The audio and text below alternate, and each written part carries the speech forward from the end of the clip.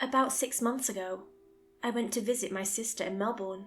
I had a wonderful time at the Moomba Festival with her and my 2 nephews. Going to Australia has always been one of those things on my big list of what-ifs. Now that I've been, I can honestly say I've been an idiot for ever doubting myself. Lovely country.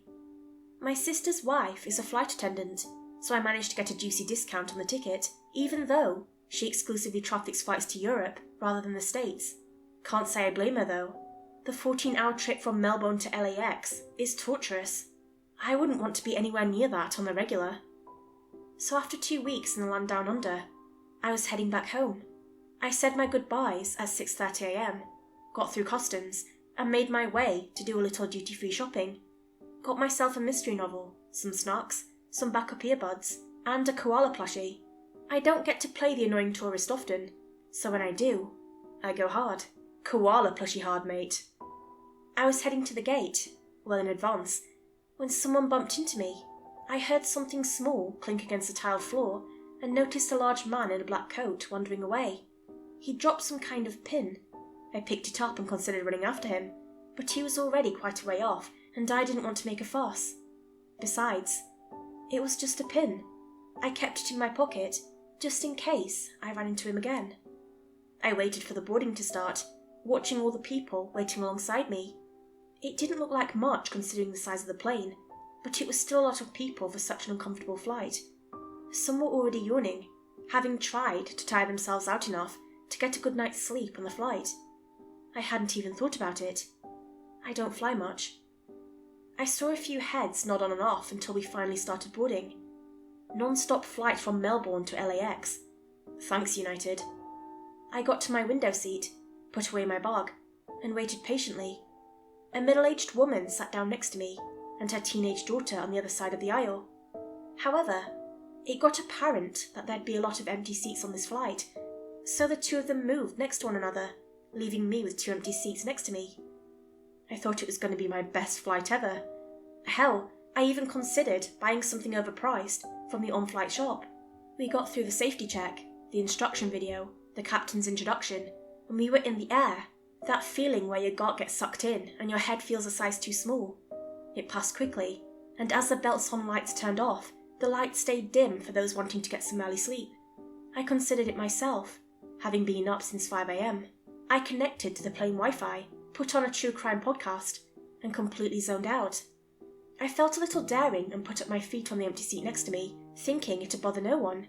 A flight attendant gave me a curious look, but said nothing. Legroom, check. I must have dozed off for at least an hour, maybe 2. I had this dream of burying my feet on a silver beach.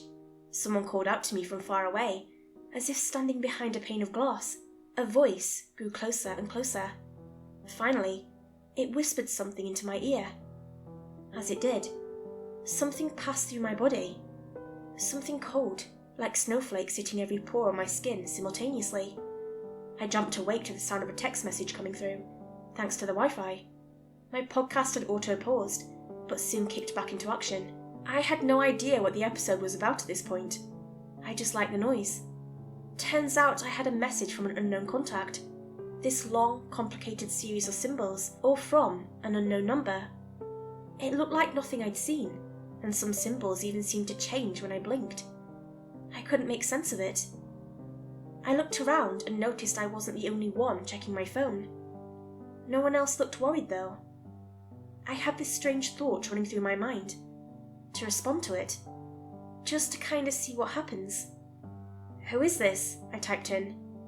And the moment I hit send, all hell broke loose. At first, I thought I got some kind of confirmation message. "Who is this?" popped up on my screen. Then another, and another, and another. The message alert noise went bananas, stuttering out over and over, as dozens and dozens of identical messages flooded my inbox. There were some slight variations. Some messages had small letters, others were capitalized. Some had a question mark, some had several, some had none. One message read, "Who dis?" for example. But with the sheer volume of messages I received, some of them were bound to be similar. 621 messages in total, all received in less than a minute. I thought my phone was going to melt through the floor. I just watched as they poured in. After a while, new messages started to pop up. What the hell? Unsubscribe. This isn't funny. I thought about writing something myself, but couldn't think of anything to say. Instead, I just observed. It looked like I'd been thrown into some kind of massive text chain. I considered my options, but as I did, I saw my thoughts pop up on my screen in real time, sent from someone else. Is this an in-flight thing? Ads? What the fuck? It was so eerie that I had to try something. I put the first 3 words that came to mind. Pineapple, pizza, Arctic. The second I hit send, the same 3 words came back to me at 100-fold. The same order, the same spelling, mostly. Some words were a bit jumbled. I could see one response where pizza had turned into sorbet instead, and where Arctic was cola. Some responses seemed to have no idea what I was doing. I took a quick stop at the bathroom. As I finished up and returned to my seat, I ran into one of the flight attendants.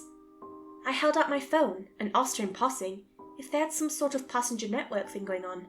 She just tilted her head, clearly confused, and smiled. "We have nothing like that," she said. She looked down at my phone, still dinging constantly with messages. "Well," she continued, "someone's popular, I got back to my seat. I turned the phone over in my hands, trying to see if there was some kind of damage to it. Nothing. Finally, I decided to completely turn it off and on. The moment it came back on, I'd missed hundreds of messages. Good thing I have a feature that auto-deletes old messages to make room for new ones. Some of the messages had started to target one another, asking direct and clear questions. "What's your flight?" one asked. "What's your local time?" asked another. And finally, it asked my name. I typed it in and let my finger hover over the send button. As I did, I noticed the number of messages slowed drastically. Finally, as I pushed send, the messages started coming back. And it was my own name. Over and over and over. There were a few exceptions. A few used a nickname from college, and some wrote out my last name as well. A handful used my middle name instead. A few had completely different names that I'd never seen before.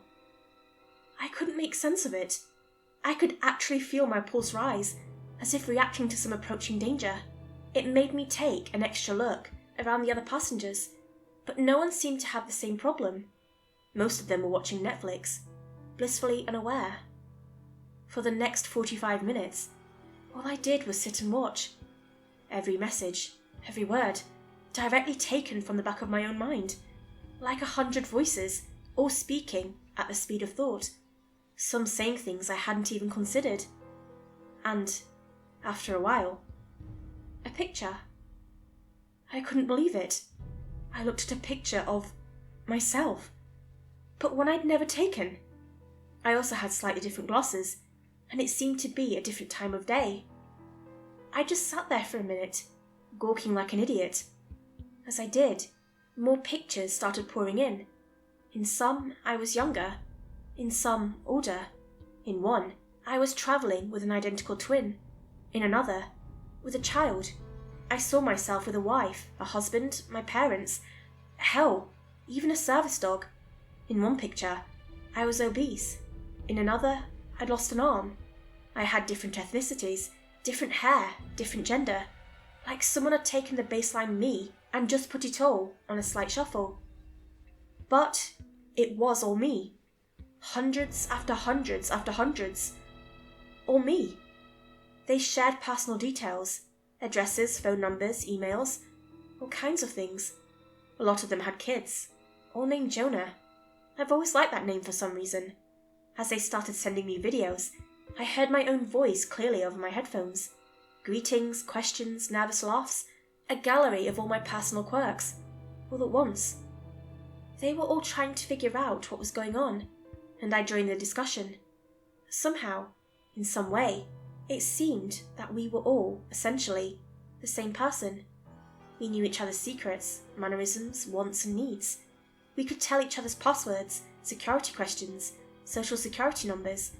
Sure, some differed a bit, but most of it was identical, Finally, we all said the same thing. Different letters, similar words, all with the same intent.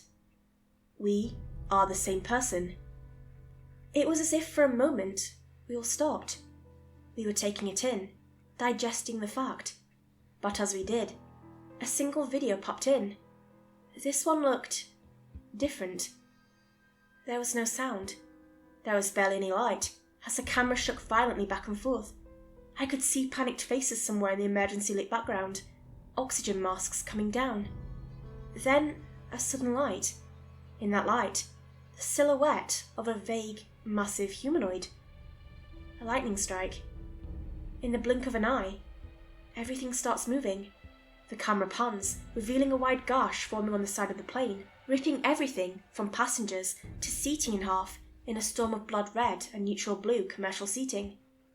Another lightning strike. A silhouette. A tilt of the camera as it flips in the air, revealing the plane torn into pieces. Passengers falling from a black sky, like screaming raindrops. "Sir?" a voice whispered. "Sir, are you alright?" I hadn't even realised I was hyperventilating. My words got stuck in my throat as I pulled up the window cover. We were fine. Clear skies and cumulus clouds, as far as my eyes could see. "Sir?" I'm sorry," I said. I got some bad news on the, I just pointed to my phone, and she nodded. She politely asked if she could get me anything, but I shook my head and excused myself. She wasn't entirely convinced, but she had things to do. I took a moment to ground myself in the here and now. The other passengers were calm and collected, watching their favourite shows, chatting with their online friends, sending pictures and texts to their families. The middle-aged woman across from me was trying to talk her teenage daughter out of colouring her nails mid-flight. It was all there. It was all ordinary. Then, another message. A long string of random numbers and symbols, followed by a clear text. "User has left the group chat." The text chain panicked, people asking one another what the hell that was. Someone suggested it was a lightning strike, others that it was a rocket. Some focused on the vague silhouette, saying it was a bomb. Someone sent me a few pictures of passengers, but none of them looked like the people on my flight. Although the people in my group chat looked very much like me, the other passengers on our own planes seemed to be vastly different. There were a few thoughts about this, some of which were my own. "We're a congregation," someone suggested. "A nexus, a collection," said another. "A dimensional thing," said a third. I was inclined to agree with all of them. It didn't make sense. Then, a picture. A bright white image, showing the inside of a devastated plane, struck by lightning. And right there it was, again, a silhouette of something vaguely humanoid. But it was a bit clearer now. It was thin, black as ink, and stood 8 feet tall. It had an almond-shaped head, with fingers as long as my forearm. Reaching. Closer. There was another message of a user leaving the group chat, followed by a moment of silence. Then, all hell broke loose. Panicked videos, voice messages, emojis, entire paragraphs. All my fickle thoughts, from 100 minds, making the phone buzz like it was trying to break itself apart. Moments later, another user left the group chat. Then another, and another. I got up from my seat. I don't even know why. I just had to act somehow, in some way. I walked down the aisle, trying to see out of every passing window. But there was nothing, just clear skies and confused faces. There was no immediate threat, and I felt like I was going crazy. I was panting like a sick dog, trying to swallow my heart back down my throat. A cold itch crept up my spine, like I was anticipating a sudden pain. "Sir?" The flight attendant again. She put a hand on my shoulder, and I recoiled. It wasn't even a conscious reaction. It just happened. "Sir, I need you to take a seat." I didn't argue, but I felt like I wasn't done. Like I was missing something. Meanwhile, my phone kept buzzing with reminders of people, me, dropping by the dozens. I couldn't stop looking at the screen. Symbols and numbers, all followed by the same sentence, over and over.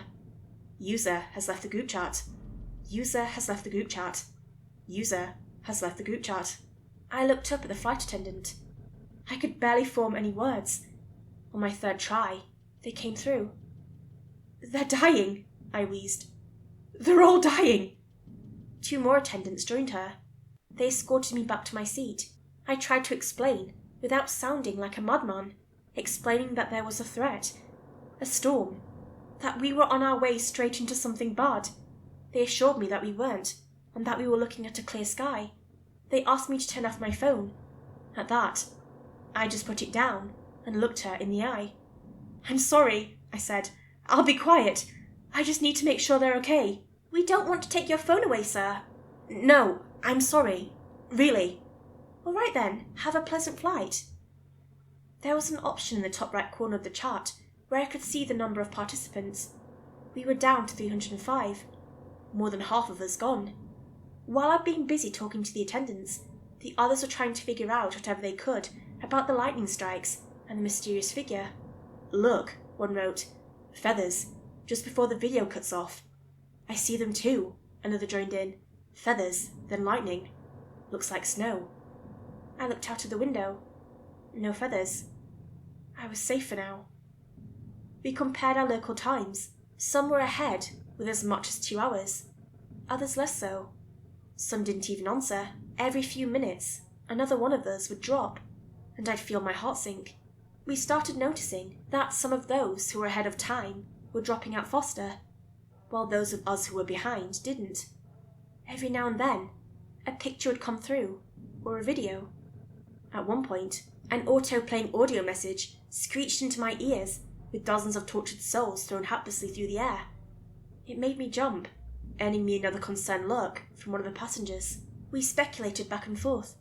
One of them, a version of me travelling with my parents, argued that there was no storm, no lightning. It just came out of nowhere at some point. We figured out that in most videos and pictures, the emergency lights were on, giving us another indicator to look for. Now and again, one of them would panic. Some of them spotted feathers. Some of them had the emergency lights on. And shortly after, they left the group chat. The lights in my flight flickered. I burst out of my seat. In a matter of seconds, the lights came back on. The captain's voice came through. We're expecting a little turbulence. Please remain seated. Before I had the chance to do anything, I could see the attendants already heading my way. I sat back down. I put my phone back in my pocket, but they held up a hand. Sir, please empty your pockets. She held up a sick bag, asking me to put it all away. Every syllable of protest I managed to spit out got immediately shut down. They were done with me, and they were only asking nicely one more time. I did as I was told, putting down my wallet, phone, keys, and the pin I'd found at the airport. A strange little thing. Looked kind of like a reverse sunflower, with a bluish tint. You'll have this returned before the end of the flight, she continued. Please enjoy a movie or take a nap. We'll get you a hot drink, sir. I sat down, and they handed me a blanket and a cup of coffee. I got to borrow a pair of headphones. I asked if it was all right for me to put my legs upon the empty adjacent seat again, which they agreed to. Luckily, they didn't know about the tablet in my carry-on luggage. I brought it out, hiding it at an angle, using the blanket they'd handed me. I plugged the headphones into the movie screen, putting on a cheesy, mid-2000s family-friendly comedy, but turning the volume to mute. Using my spare case of earbuds, I could stream the chat sound from my tablet. All the attendants would see was a scared passenger bundled up in a blanket. I connected back to the Wi-Fi and found that this pad also had the group chat available, almost like it was bound to me as a person, rather than the electric device itself. We were down to 104 people. I hurried to read up on what they'd gathered. Apparently, time differences didn't matter. There was no set point when it would happen. Some had been ahead of me, some behind. But it all started the same way. Feathers falling from the sky, emergency lights, followed by violent, blood-curdling upheaval. Every now and then, a new picture would be sent, the same ink-black silhouette, long fingers reaching. And in every picture, in every frame, it would seem to get a little closer. It was coming after not me as a person, but me as a fucking concept. They were all retracing their steps. Everything from a check of what we had for breakfast to a discussion of current geopolitics. Some figured it could be a weapon. Somewhere in the mix of voices, one of them mentioned something peculiar. I bumped into a guy at the airport, he said. He asked if I'd seen his pin. Others joined in. Some had seen him. Some had been stopped by him. Some swore that they'd seen him as they boarded the plane. One uploaded a picture, a selfie, where he could be seen in the background. I got the pin, I mentioned. Did anyone else get it? Silence. Complete, devastating silence. User has left the group chat. It was faster now. Some disappeared mid-sentence. Others only had the chance to send whatever they'd already typed. They were being ripped apart and thrown to the winds, one by one, in quick succession. Like a goddamn countdown. I tapped my pockets, realizing I'd left the pin with the flight attendants. We were down to less than 40 people. Not many of us dared to type anymore. One of them, and me wearing what looked like a fancy suit, typed out a response. "We're screwed," he wrote. "I know what it is. If you got it, you got to get rid of it. Out of the plane. It can attract lightning." "How?" I responded. "We're on a goddamn plane!" His voice came on, as he live recorded a voice message. I could tell he was stressed. His voice strained. My voice strained. "You can superheat it," he said. "It's hyperconductive. Probably the most conductive material there is. Heat it and get rid—" He left the group chat. They all responded, asking me to throw it out of the door, burn it, melt it, flush it, to do something with it. If there was a chance that this thing, that only I seemed to have, was the reason for any of this, I had to do something. They all begged me. Voice messages, screaming for me to hurry. Pictures of feathers starting to fall. Pictures of emergency lights turning on. User has left the group chat. I got up, leaving my tablet behind. I caught one glance of a flight attendant, who'd grown exhausted with me by now. I slowed my pace, calmly walking up to her. I'd forgotten to take out my earbuds, but I hoped she wouldn't notice in the dim light. She didn't. "Can I take out the, battery? I don't want my phone to be out when we land." "You can turn it off," she said. "That okay?" Yeah, I nodded. "Absolutely." I just needed to get the pin. She handed me the bag. 2 other attendants joined up, surrounding me. I picked up the pin, sliding it into my long-sleeve shirt. I turned off my phone and handed the bag back to her. "I'll get back to my seat now," I said. "Thank you." "No problem, sir." I tried to keep it all smiles and nods, but I could hear people leaving the group chat, one by one. It wasn't stopping. If anything, it was speeding up.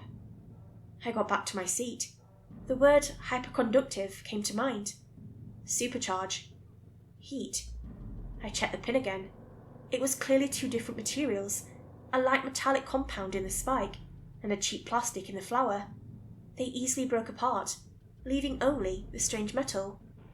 It was completely black, reminding me of the creature I'd seen in the pictures. It was so warm to the touch, as if draining the heat from my fingers. I had to get rid of it.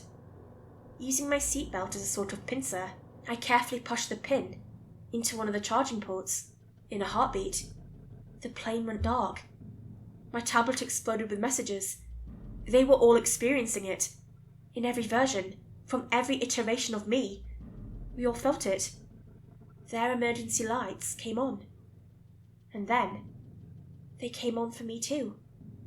The pin was glowing, having been charged in a way I couldn't quite understand. But it wasn't warm anymore. It was almost cool. I accidentally touched the side of my seat with it, and the armrest just melted like butter. Looking out the window, a desperate idea came to mind. And outside, I could see feathers passing us by, like snow. There was a rumbling noise. I wasn't the only one on this plane feeling it. Murmured voices, loud exclaims, worried questions and answers, flying back and forth. A captain barely heard, over the electrically fried speaker system. I could feel my seat shaking as someone moved behind me. The middle-aged woman across the aisle kept looking back and forth, searching for answers. a teenage daughter finally putting away her nail polish. The rumbling got worse. People were getting up from their seats, screaming at one another, and the attendants. Lights were flickering on and off. The hair on my arm stood up, as if an electrical charge was pulling them up. I pushed the heated pin against the airplane window. It went right through, like it was nothing. The pin got sucked out with a whistling noise. For a moment, I thought it was over, that we'd done it. Seconds later, a silent lightning bolt from a clear sky shook the plane, throwing everyone off balance. And there, in the light of an instant, I saw the same creature that had haunted me in worlds untold, that vague humanoid nothing, reaching, but further away, disappearing. I was thrown to the floor, scratching my elbows on the rough, blue, economy class carpet. Some people fell over, others collapsed into the aisle. Bags shook back and forth in the overhead compartments. The whistling from the window was getting worse. In the chaos, I managed to snag some nail polish from a teenager across the aisle. She dropped the bottle as the plane shook. I crawled up on my knees and used it to seal the pin-sized hole in the window, trying to stop any serious depressurization. I stayed there on the floor, trying to catch my breath and my mind. There were no messages coming from my tablet. I was the only one left in the group chat. We had to make an emergency landing in Honolulu. We were all shuffled out as an emergency standby crew cleared us, one by one. We were asked to sign some insurance papers. I could see people shaking and crying into their phones, begging not to have to get back on a plane ever again. Someone tapped me on my shoulder. I turned to see the man in the dark coat. A tall, bald man with peculiar facial features, a hawk-like nose, and ink-black eyes, contrasting a sickly pale complexion. "Can I have my pin back?" he asked. I lost it," I said. He gave me a long, curious look. He was searching for the right words, but didn't make much progress. Then, as if a light came on in his mind, he smiled at me. "That's okay." Moments later, he was gone. I never saw him again. We were all talked to. I didn't know how to explain what I'd experienced, so I just implied that something damaged the window from outside. There was no reason not to believe me. Thinking that I'd gotten some kind of hyperdimensional premonition was not on the table. Eventually, I got home, as if nothing ever happened. No more group chat messages, no mysterious lightning strikes, no one understanding the level of trauma I'd been through, and me not being able to share it with anyone. So that's why I'm sharing it with you. I just need to know that someone knows. I need to know that someone hears this story for what it is. I may have prevented a plane crash that day. It was barely newsworthy. But in another sense, I caused 621 of them to drop out of the sky.